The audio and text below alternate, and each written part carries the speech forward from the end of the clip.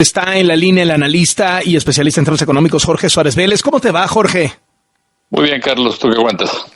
¿Qué te pareció el primer discurso de Claudia Sheinbaum? Pues me preocupó mucho. Creo que yo esperaba un discurso que fuera mucho más conciliador, que marcara quizá una institucionalización, un regreso a la institucionalización, que no es para nada lo que vimos en términos de ahora sí que el lenguaje corporal, esa ida a volver a abrazar al presidente después de que acabó el discurso, implica una especie de sometimiento que me parece preocupante. Pues en general me hubiera gustado ver algo diferente. ¿Crees que va a ser la tónica del sexenio y a lo mejor ya desde el mundo de los medios, del mundo del análisis, debemos de superar esta idea de estar observando en qué momento va a darse esa inflexión, cuando todas las señales que ha mandado Claudia Sheinbaum es que no va a dar esa inflexión? Es decir, hoy en el día histórico arranca con un elogio larguísimo de López Obrador en lo personal y luego un elogio larguísimo del gobierno de López Obrador. Yo creo que quizá las señales que deberíamos buscar, Carlos, tienen que ver más con qué es lo que va a estar haciendo López Obrador alrededor del partido. O sea, yo creo que uno de los temas que nunca habíamos visto es que tradicionalmente el partido en el poder estaba supeditado al presidente, al saliente y luego el entrante, pero había una transición ahí clara donde era quien estaba a cargo del partido. Yo creo que esta es la primera vez que vamos a ver a un expresidente a cargo de un partido que se ha constituido en una especie como de politburó, que desde ahí este expresidente podrá influir en jueces, en legisladores, en políticas públicas, mantendrá a raya, digamos, a la presidenta, y eso creo que es una maldición para Claudia, porque creo que también lo que hay que considerar es que este gobierno empieza con una situación infinitamente más frágil de la que tuvo López Obrador en su primer día. ¿A qué te refieres? Pues por un lado tienes una situación fiscal muy apretada. México probablemente va a cerrar el año con 6.9 puntos de déficit fiscal. No tienes ya todos los guardaditos de los que él pudo echar mano. Tienes, si ves la inversión extranjera en el primer semestre del año, esta cifra de nueva inversión de 2.9% de la inversión total es la más baja de la que se tenga recuerdo. Te señalo aquí que en el primer semestre de 2018 esa cifra era 5 veces mayor. Traes un pasivo laboral contingente entre Pemex y CFE de 15 puntos del PIB, que supera la recaudación total de IEPS y del IVA. Tienes a Pemex quebrada, entre 20 y 30% de la gasolina y diésel se abastecen con huachicol. O sea, por donde lo veas, hay una situación muy, muy frágil. Y además, a este gobierno le benefició muchísimo la fortaleza de la economía de Estados Unidos, que generó mucha demanda por exportaciones mexicanas.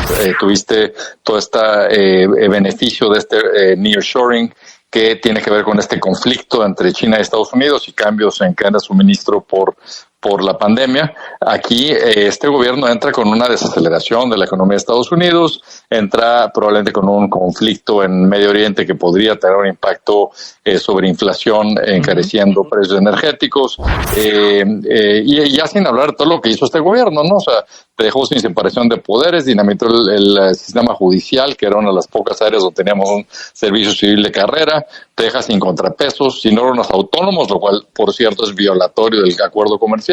Así que estás poniendo en riesgo el acuerdo comercial, estás poniendo en riesgo el grado de inversión de las calificadoras.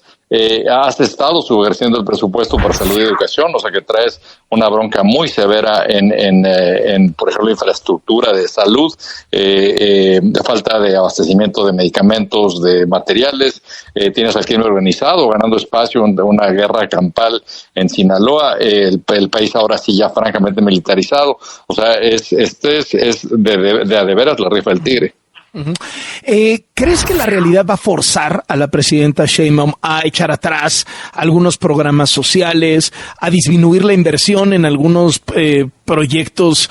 Pues no sé si seguirle metiendo lana al Tren Maya, aunque hoy anunció una ampliación y el uso del Tren Maya como carga, que me imagino que esto económicamente es más viable que lo de pasajeros, que no está jalando y es un barril sin fondo, lo de Mexicana de Aviación. Es decir, ¿la ves que va a tomar estas decisiones? Yo creo que lo único que no van a tocar son programas sociales. O sea, yo creo que si ves por qué se ha subejercido el presupuesto de salud y educación, pues porque han repartido dinero con esos recursos. Creo que sí es posible que este tipo de obra absolutamente absurda le dejen de meter dinero, incluso lo que dices de carga. O sea, si tú ves la densidad poblacional de donde está el Tren Maya, o sea, hay muy poca carga que llevar. Entonces, lo que sabes es que son obras que necesitarán de subsidios para mantenerse operativas. Entonces, y por el otro lado se te está desplomando la infraestructura física, ¿no? La infraestructura, carreteras, no hay mantenimiento. Incluso tienes una militarización por un ejército que no han gastado en mantenimiento, se les caen helicópteros a cada rato porque no los mandan a mantenimiento. O sea, se ha privilegiado el gasto social, pero a costa de descobijar un montón de otras inversiones que se vuelven ahora mucho más urgentes. Uh-huh. Políticamente, ¿qué te imaginas que va a hacer López Obrador? ¿Se va a ir a su rancho, a su remodelado y muy bien equipado en los alrededores rancho? No creo. O sea, yo creo que, si está en su rancho, como decía un meme por ahí, se tratará de ser el presidente en modo home office, ¿no? Uh-huh. O sea, yo creo que tratará de seguir influyendo desde lejos. Creo que por eso la estructura del partido es tan relevante, por eso es tan significativo que haya dejado ahí a su hijo. Será su forma de seguir poniendo presión. Nunca hemos lidiado, como decía, con eso en el pasado. O sea, siempre el partido era, o sea, no era un ente en sí mismo que tuviera este tipo de influencia política por sí solo.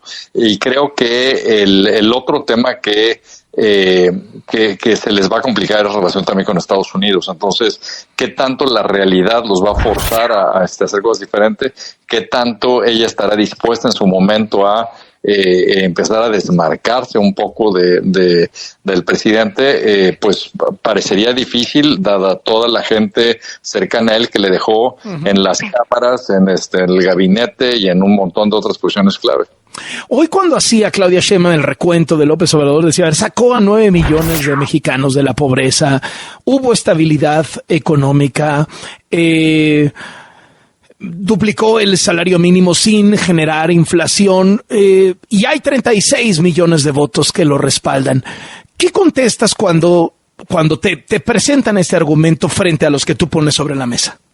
Mira, hay logros, sí se redujo la pobreza laboral en 5.2%, en eso nada más. Es decir, que a quienes no les alcanzaba con salario para cubrir la canasta básica, ahora les alcanza, pero lo que tenemos que ver también es que tuvimos un fuerte deterioro en infraestructura física. O sea, si ves carencias, por ejemplo, de las familias, carencias, o sea, tú mires 4 carencias básicamente para medir pobreza: educación, salud, vivienda y alimentación.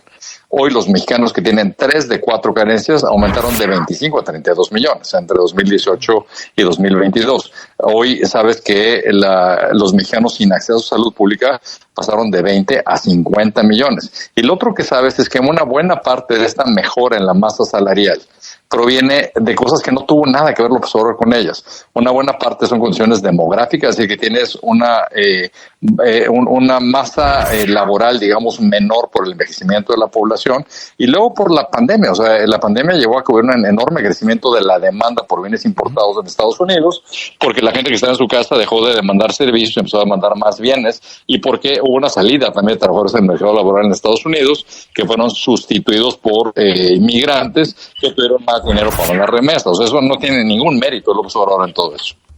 Muchísimas gracias, Jorge Suárez Vélez. Gusto saludarte y te mando un abrazo. Un abrazo, Carlos. Bye. Hasta luego, especialista en temas económicos, analista y columnista.